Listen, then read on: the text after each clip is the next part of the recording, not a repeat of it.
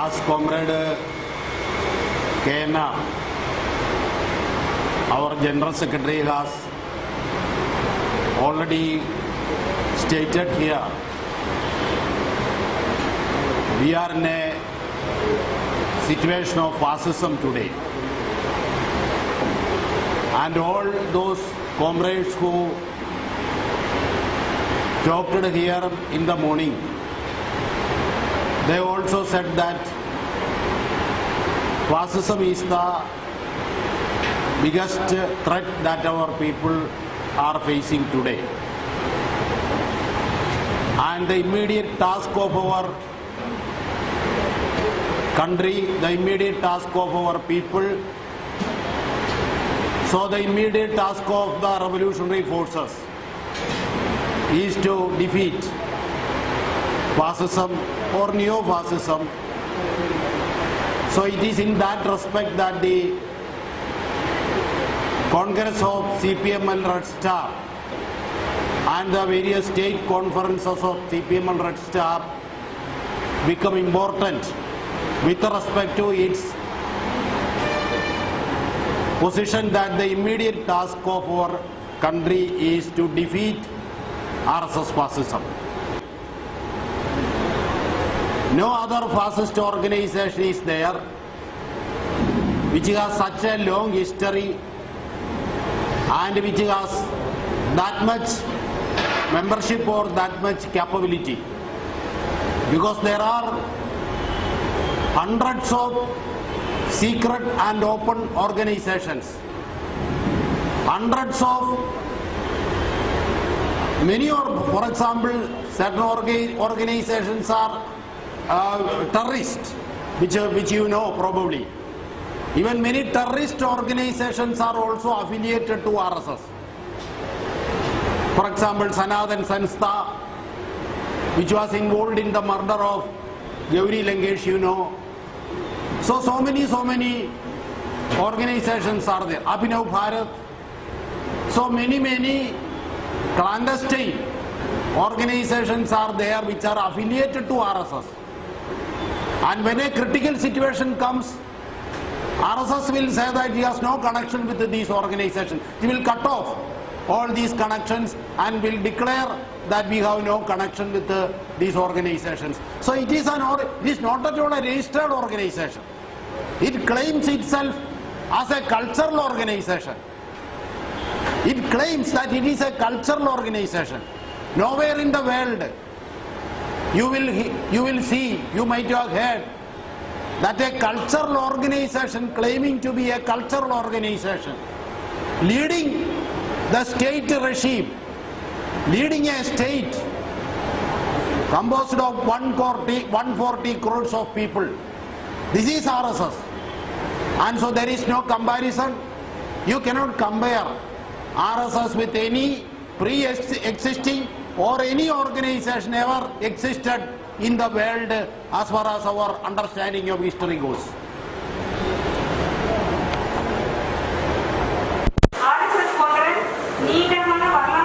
RSS chief Mohan Bhagwat, 2 years back, he made a revealing statement that BJP is only one of our political tools.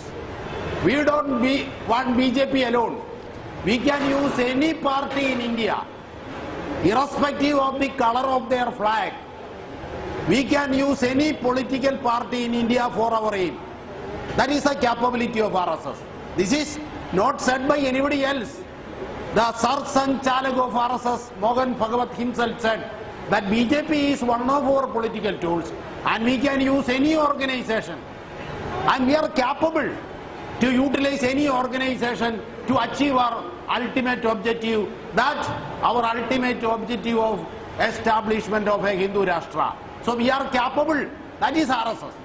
And it is an irony. It is an irony of history that we know that RSS, which formed in 1925, was never a part of Indian independence struggle. It never participated. Actually, it was betraying the country, that we have to say. During the Indian independence struggle, RSS leaders were conniving with, cooperating with the Britishers, and they were never part of the anti-British struggle.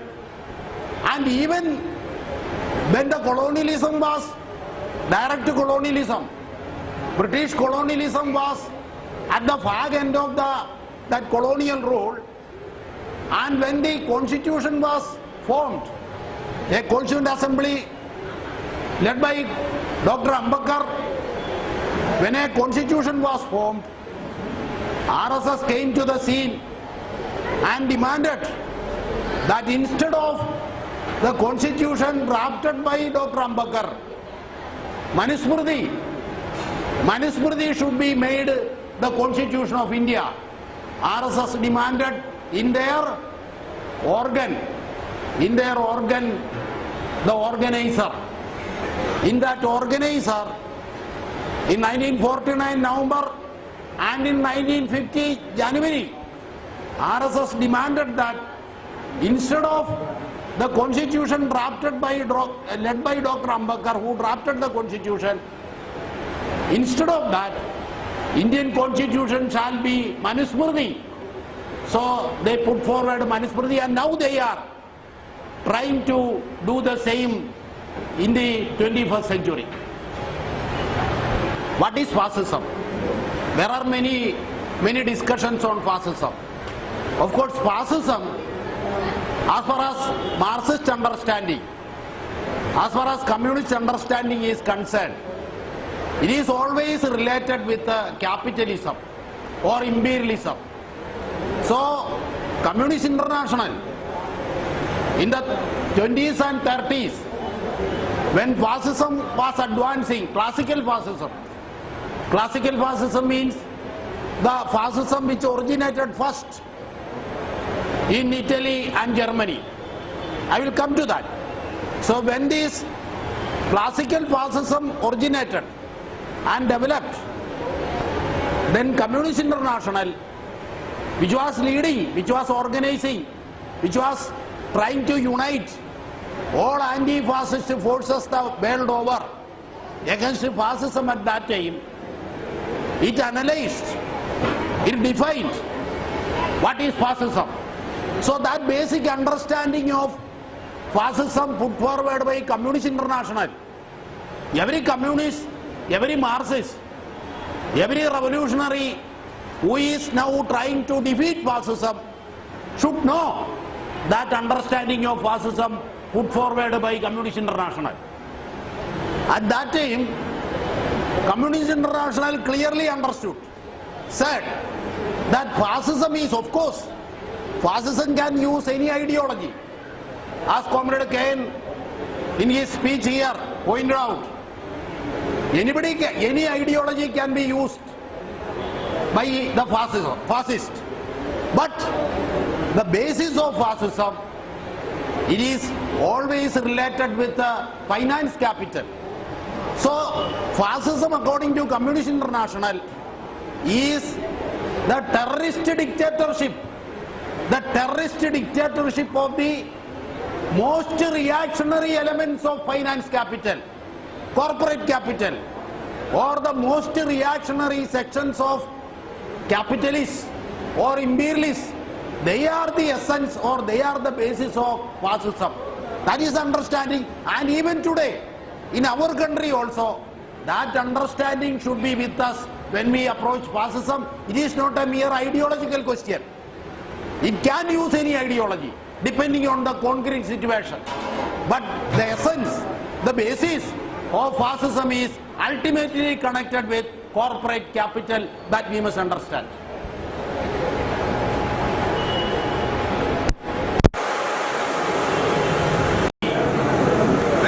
How fascism originated? Fascism originated because of the crisis, because of the inherent contradictions of finance capital. When plunder of people, plunder of workers, or making profit, which communists call surplus value. Communists call surplus value.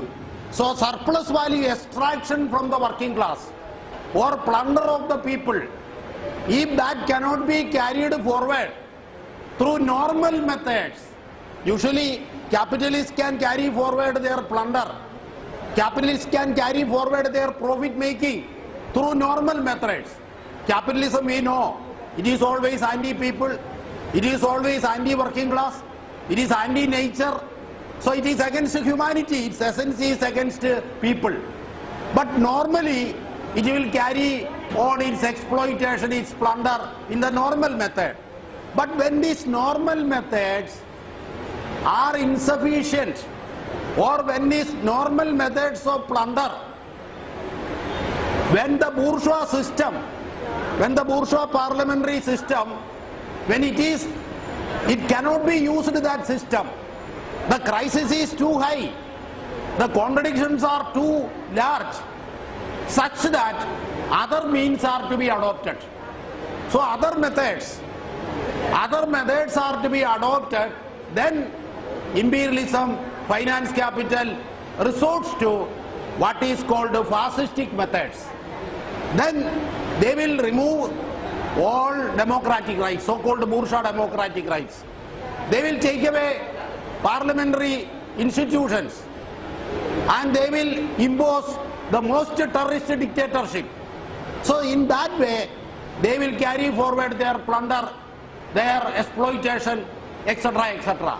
So it is in such a situation, so when the crisis of imperialism intensifies, fascism originates and fascism develops in course of time. This is the essence of understanding of fascism during the 20s and the 30s. The other side of the world was there. What is Communist International was there. Communism was advancing. Soviet Union was advancing. Led by Soviet Union, we know that by the 50s, 1/3 of humanity went under red flag. So socialism, national liberation movements also were advancing. So there was a positive international situation. Therefore, fascism could be dealt with, fascism could be defeated, led by Soviet Union and led by the Communist International. Other imperialist powers were made in the unity, that they were made a united front led by Soviet Union, and the anti-fascist front was capable of defeating fascism, and we know led by the Soviet leadership, led by Soviet Union, even though the other imperialist powers were reluctant to join in the beginning. When fascists became a threat to them, they also joined the anti-fascist front, and fascism was defeated. This is how in the 30s and 40s we know, as far as humanity is concerned, as well as working class is concerned, this positive atmosphere was there during the interwar period, during the 20s and 30s. Therefore, we must understand that defeating fascism at that time was relatively, when we compare today, it was easy because there was a communist movement at the international level and at various national level also. In various countries, communist movement was advancing, so there was a progressive atmosphere in the whole world when fascism was advancing in the 20s and 30s. Colonialism gave way to neo-colonialism. Erstwhile colonial powers led by Britain and France and other European powers, they were compelled to withdraw from colonies, and colonialism, what is called decolonization, a process started, and as a result colonialism was abandoned by imperialist powers. Not only that, in the post-war period, because of the communist advancement, as Comrade K.N. has already mentioned, a welfare state came into being. Welfare state means there were reasonable employment opportunities, state-led development, state was involved in development, there were many benefits, many facilities comparable for the working class. And there were national advancement, national liberation movements were also advancing. Left was advancing. That was the international situation in the immediate post-war period also. We know Chinese Revolution, and many countries became liberated from imperialism. Colonialism faced a setback. So many progressive democratic developments were there in continuation of the anti-fascist struggle in the interwar period. And therefore this was a progressive period.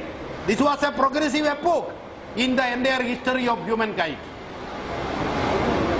On international capital movements, there were restrictions on profit making, there were high taxes, 70%, 80% corporate taxes were there, now only 15%.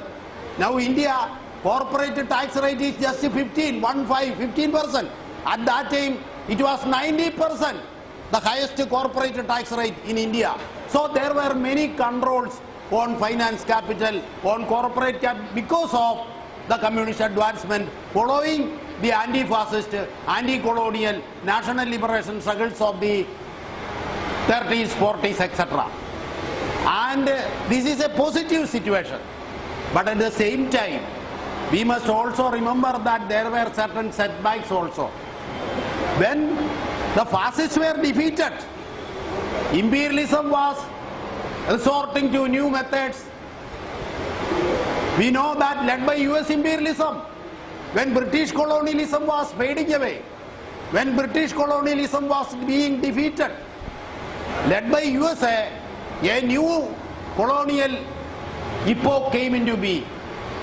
New colonization, neo-colonialism came into being, which was more dangerous, which was more sinister, according to Chinese Communist Party and our communists, and many new methods, many clandestine methods, indirect methods were there, and there were many economic, there were many political, there were many military arrangements for plunder of the world. I am not going into those details, you know. Many economic, IMF, World Bank, military arrangements, NATO, SEATO, CENTO, then United Nations, so which was a rubber stamp of US imperialism. So many political, economic and military arrangements were there. For example, after the Second World War, within a decade, America had expanded its military base to 800 in the world. So many advancements were there also on the part of imperialism, which were actually not taken into consideration in the proper perspective at that time. Because the communists also, while fighting fascism, failed to understand the operation of imperialism in the post-fascist situation. That is, Communist International was dissolved in 1943. Therefore, including that, the communists failed to understand, to analyze how capitalism is advancing. That important drawback was there, and this drawback enabled imperialism to resort to new methods, leading to what is called neo-fascism today, to which I will come later. Understand that, to analyze that, and to develop political intervention according to that, the communist movement failed. There was no proper understanding as to how imperialism is advancing. And therefore, and not only that, even in the 40s also, there were many mistakes. For example, led by Stalin, at that time itself, Stalin said that there were many mistakes in the anti-fascist struggle, because there were many parties, so-called left parties, which were called social democrats. They were keeping silent. They were apologists of fascism. And Stalin called them, Communist International called them, moderate wing of fascism. 6th Congress of Communist International even termed them social fascists, because they were silent against fascist advancement. So many left forces were there who were not understanding the situation, even though Communist International was leading the anti-fascist struggle. Including that, in the post-war situation, in understanding imperialism, in understanding finance capital, in understanding corporate capital, there were many mistakes on the part of weakness and on the part of the communist movement. Therefore, this situation was taken advantage of by imperialism. That is because of the ideological political setbacks of the left, ideological political setbacks of the international left. Within a short while, collapsing, abandoning the welfare state. By the 70s onward, what is called imperialism inaugurated a new era called neoliberalism. That is abandoning the welfare state altogether and bouncing back with intensified vigor the attack of finance capital on the people. This is what happened in the 70s. From crisis to crisis. So by the 70s what happened? By the 70s, world imperialist system faced another crisis. Another biggest crisis. You know, many analysts might have told you or might have heard that their inflation was increasing and stagnation. That means economy was stagnating, and coupled with the stagnation and inflation, stagflation, a new phenomenon was inflicted world imperialist system. Therefore, crisis intensified, and to overcome that crisis, imperialism abandoned the welfare state. Abandoned the welfare state. And abandoning the welfare state, why abandoned? There was no left. Left was there, but left was ideologically, politically weak. Soviet Union had already gone to capitalist path. China was also, after Mao's death, we know, in China also socialist advancement became or faced a setback, and under Deng Xiaoping, led by Deng Xiaoping, China also entered the capitalist path. So all over the world, international communist movement faced setbacks while imperialism was facing crisis. So in the absence of a threat, otherwise in the absence of the political ideological setbacks of the left, international communist movement, it was easy for imperialism to abandon welfare state, welfare capitalism, all reformism, all welfare, that is called all these subsidies, all adjustments, all these were taken away, and it allowed capital a free regime. Capital was given a free regime. All controls were taken away. Free movement of capital, free movement of international capital, finance capital. So neoliberalism advanced from the 70s onward, as we have heard, Thatcherism, Reaganomics. So new policies came into being. So in that way, imperialism advanced, taking advantage of the setbacks of the international left. Not only internationally, national level also, various communist parties could not understand or failed to grasp the severity, the seriousness of the situation. Many welfare policies under Nehruvian, so-called Nehruvian model of development. We know state was there, public sector was there, pension was there, many welfare policies were there. But all these were abandoned. The state became a mere facilitator. The state became a mere helper of corporate capital. People were left unprotected. All resources were open for plunder. Not only working class, nature. Even nature was left for plunder. So all restrictions, all laws, all regulations against capital were taken away. So imperialism, corporate capital, and Indian capitalists who were junior partners of imperialism, Adani, Ambani, all came into prominence. We know up to 90s, we never heard about Adani. Adani was nowhere. So new forces, new capitalists, speculative financiers, corporate financiers, they came into being after the collapse of the welfare, that is Nehruvian model. What happened? In India also, this neoliberal offensive, these neoliberal policies, far-right policies came into being. So it is the context in which now we are turning to how RSS was capable of taking advantage of the situation. I am now going to that point. Hedgewar was the first Sarsang Charg of RSS. His teacher, his mentor, Dr. Munjay, he went to Italy. Hedgewar's teacher, he went to Italy, met Mussolini.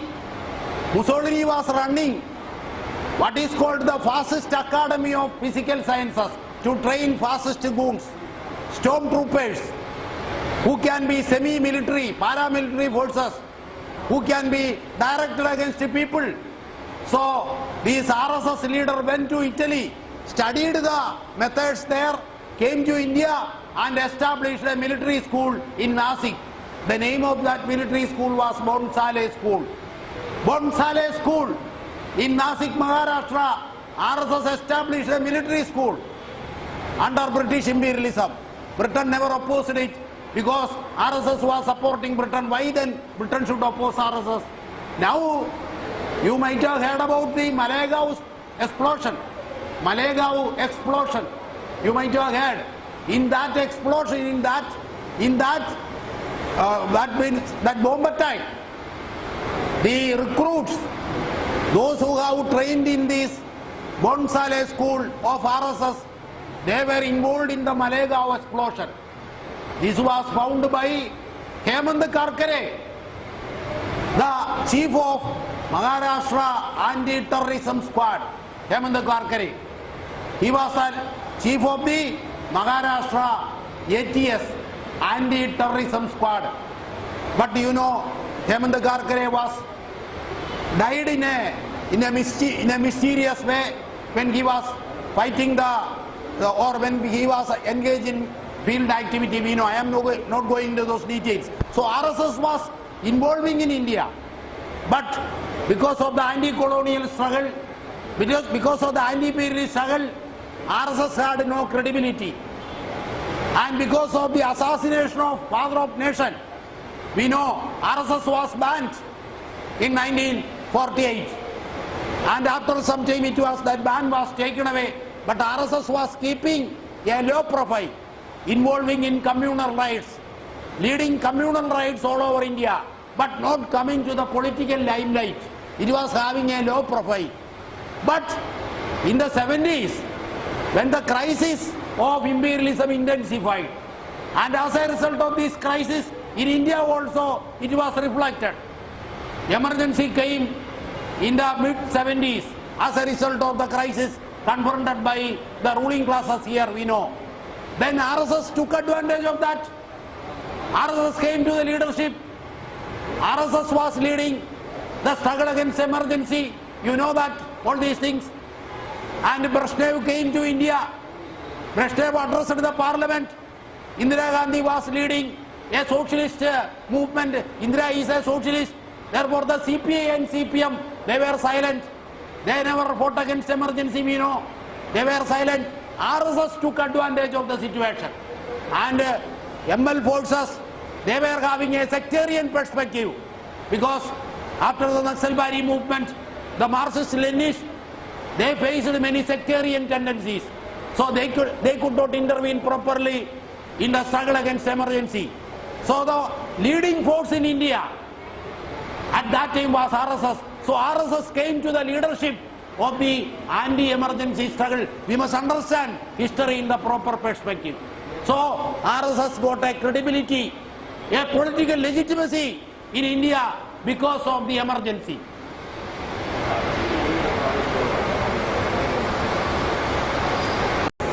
So RSS advanced. When the post-emergency situation came in the new government, in the Janata Party government, RSS had its control. After 2 years, it formed the Bharatiya Janata Party, BJP, as its political tool. Not only that, in the 80s onward, it entered into the scene. Rama Janmabhoomi movement, Shilanyas, many series of attacks on minorities, communal rights all over India, a majoritarian offensive they started. 1992, Babri Masjid was destroyed, and Vajpayee government came into power in the end of the 90s, and now in spite of 10 years of UPA rule, Congress rule, the RSS was advancing. Gujarat pogrom, 2002, Gujarat genocide against Muslims. Even America denied visa to Modi. 10 years, America denied visa because of the Gujarat pogrom. But no case was registered.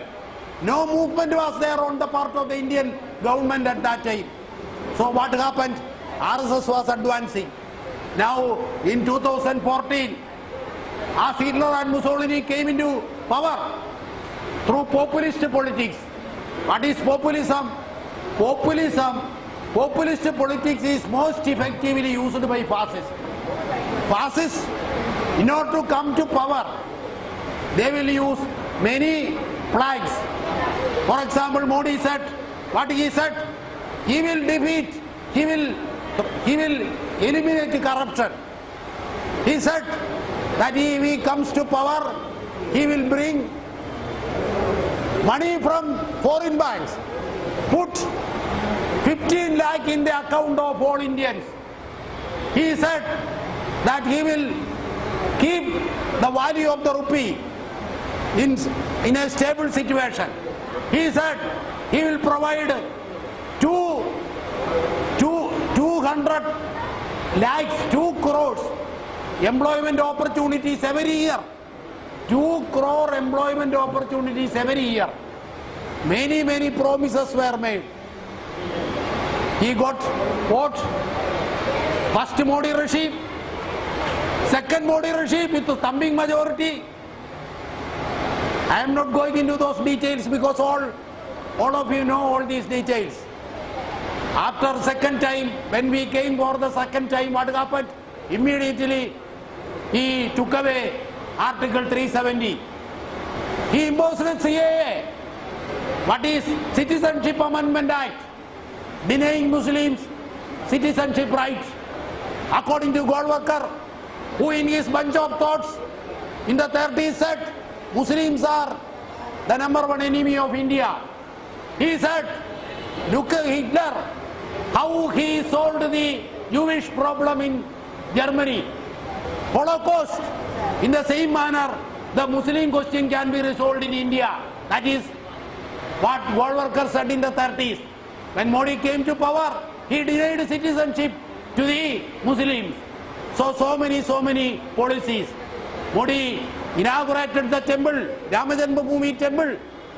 Modi himself in saffron attire, Prime Minister inaugurated. So what happened was that a situation was created for the majoritarian rule, and the whole institutions, not only administrative, judiciary, all institutions, education, culture, everywhere, this majoritarian Hindutva ideology, Hindutva politics was infiltrated. Now the situation is now made ripe for the offensive, that is a Hindutva offensive towards Hindu Rashtra. That is the situation now.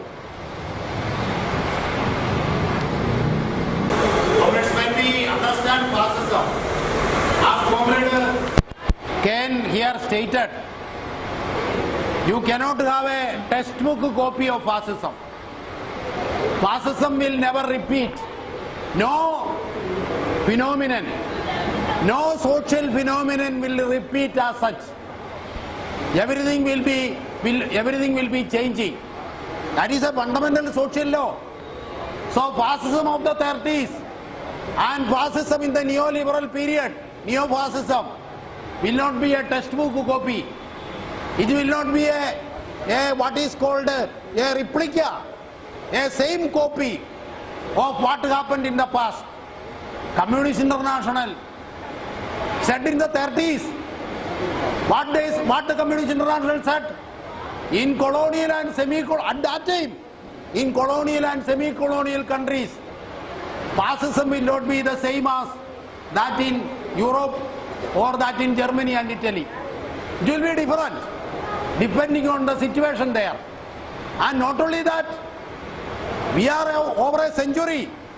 Now, after classical fascism, we are now reaching a century. Now the world situation is changed. No historical phenomenon, no social phenomenon will repeat as such. Today, RSS, which is the biggest fascist organization in the world, ruling, they are capable to manipulate even while keeping parliament as an edifice. They can keep the parliament, but decisions are not made in parliament, we know. Whether decisions are made in parliament, what was the corporatization 3 laws of agriculture? Any discussion was made when 3 farm laws were enacted? No discussion. When Article 370 was abolished, any discussion? When Agnipath, when the whole military is organized, when RSS is capturing the whole military, RSS is already running military schools in India. Many military schools are run by RSS today, not one. Many are these cadets coming out of RSS military schools are recruited in the Indian Army directly. Vidya Bharati, RSS run biggest educational institution in the world. Vidya Bharati, 25,000 educational institutions are there under Vidya Bharati.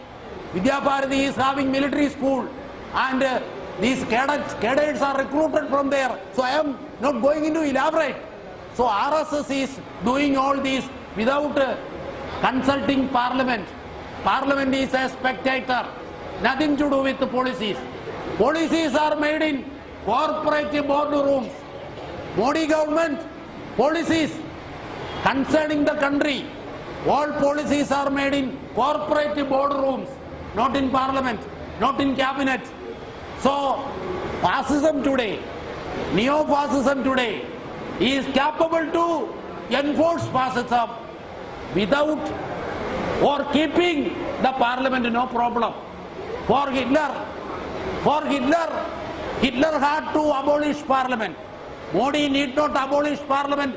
Modi can keep parliament and still enforce fascism. This is the difference between the 20th century and the 21st century. This we must understand. Forces, because there the international communist movement was advancing. In countries also, communist parties were advancing. Today, internationally, there are many ideological political setbacks on the part of the left. Not only to understand imperialism in the proper perspective, not only to understand finance capital, to corporate capital, understand or how an alternative development perspective, how an alternative development, an alternative political alternative, what should be. We have the experiences of Soviet countries, socialist countries. Many experiences we have. International left.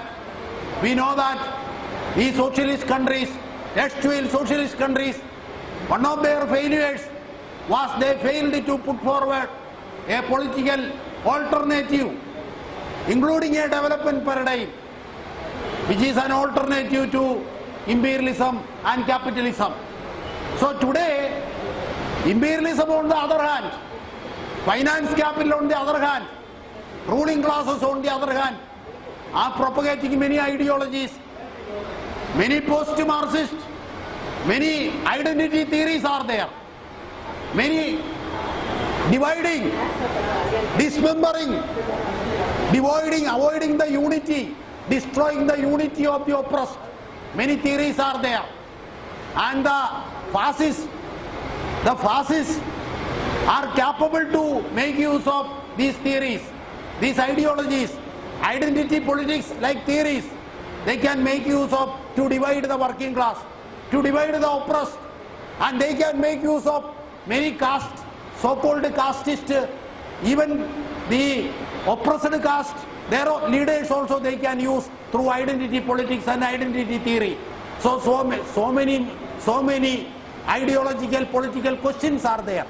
So only by understanding, only by making a correct ideological political approach, now we can fight fascism today. And therefore, I am not going into those details. When we talk about an anti-fascist front,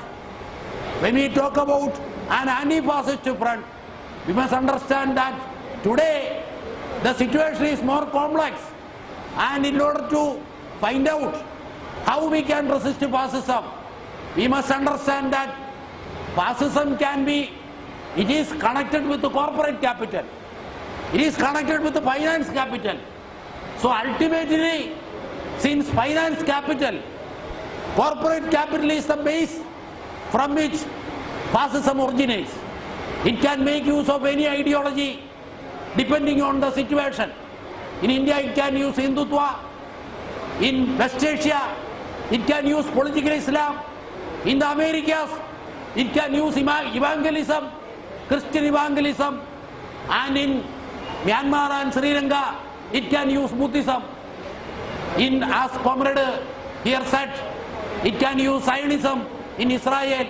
Any ideology. It can use racism in Europe, depending on the situation in each country. Today, finance capital can impose fascist regimes according to the situation in each country. So to understand this, and to understand, to take political positions, the left has a serious task today. So the international left and the communist movement in each country, they have a major task before them. And this task is to build up a political alternative. In building up that political alternative, the independence of the left is very important, while keeping its ideological political independence, its self-assertion. On the one hand, it should build up a left alternative, and based on that, it should go for a broadest anti-fascist front. All these are discussed in detail in our program, in our political resolution.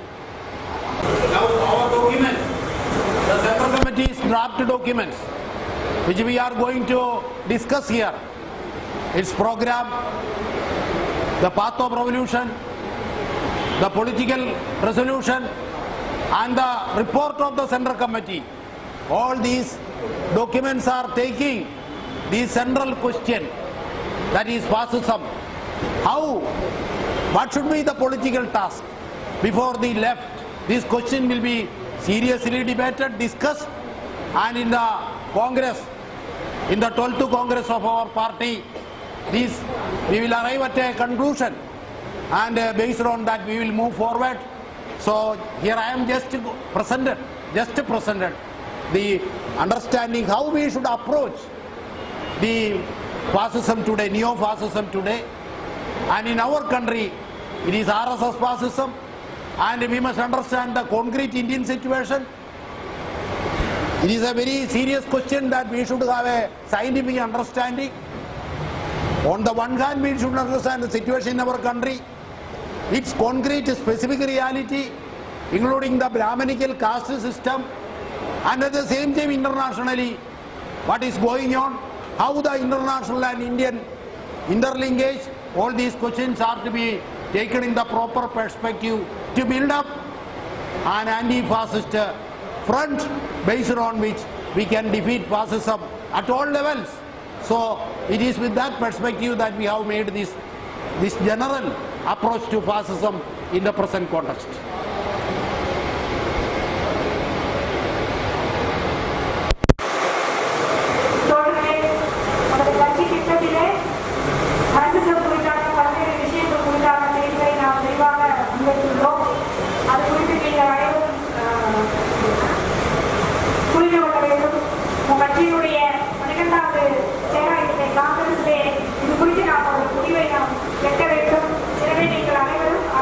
கவனமாக வாசித்து